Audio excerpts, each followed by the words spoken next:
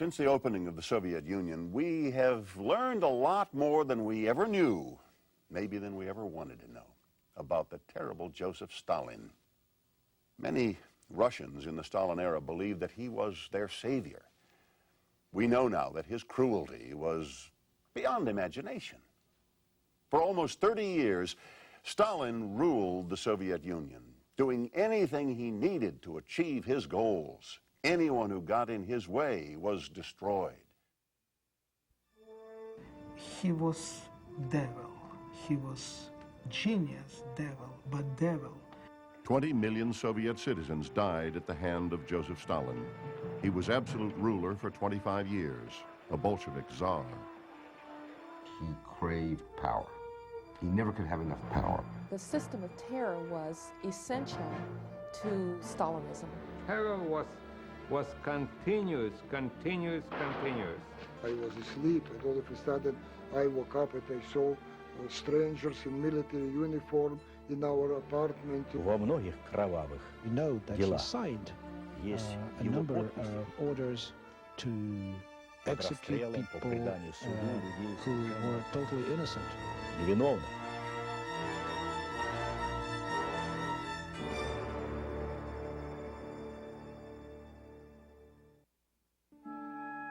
At the end of the 19th century, Russia was the largest country on Earth. From the fertile fields of the Ukraine to the frozen tundra of Siberia, this ancient land was big enough to hold the United States and Europe within its borders. The ruler of this vast empire was Tsar Nicholas II, the shy, awkward inheritor of the 300-year-old Romanov dynasty. He and his family lived a privileged and genteel life. Typical of the European royalty, they actually were. 9 out of 10 Russians, however, lived in villages, eking out a living from the land. In 1879, 2 of these peasants gave birth to a son, Joseph Zhugashvili, later to be known as Joseph Stalin. Joseph's mother was a maid and washerwoman and a devout Orthodox Christian. His father, of whom no photos remain, worked occasionally as a shoemaker and was a violent alcoholic. The family lived in this shack in the tiny village of Guri in the Russian province of Georgia. His father was incredibly poor, very poor man, and he had terrible passion to drink. He beat wife, he beat her cruelly, violently, and so this violence come in his heart from his childhood. He was an awkward-looking boy.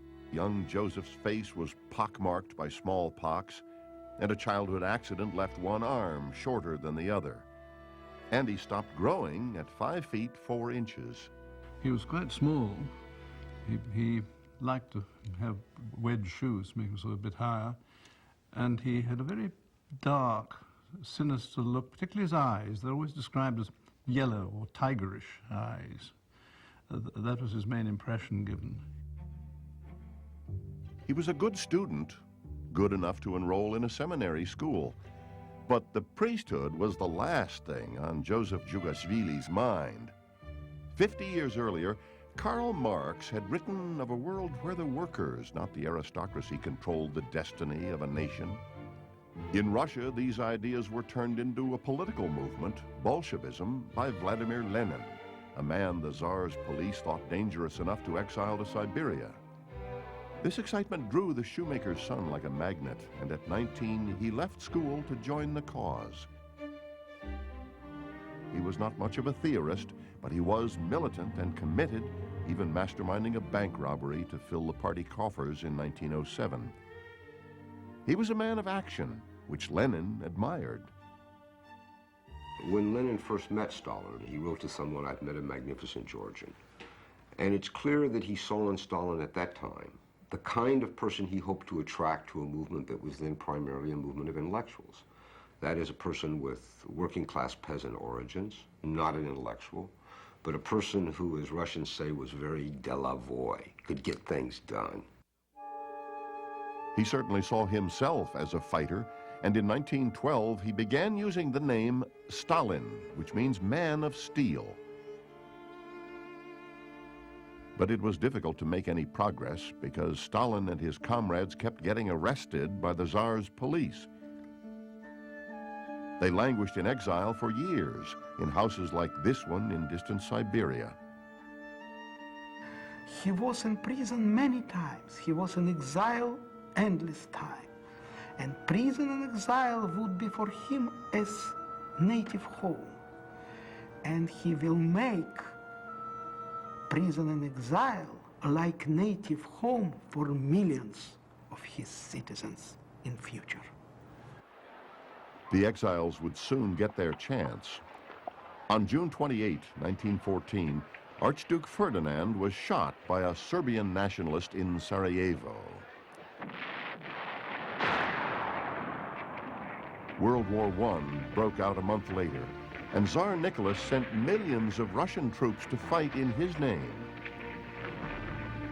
The men marched off proudly, but their enthusiasm soon sank as fierce German fighting decimated the Tsarist forces. 4 million Russians were killed, wounded, or missing within a year. The surviving soldiers resented dying for someone else's cause, and morale plummeted. They refused to go to battle. They defied their officers.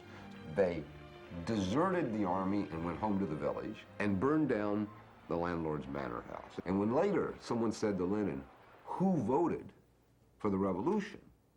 he said, "The soldier, the peasant soldier voted with his feet. He deserted."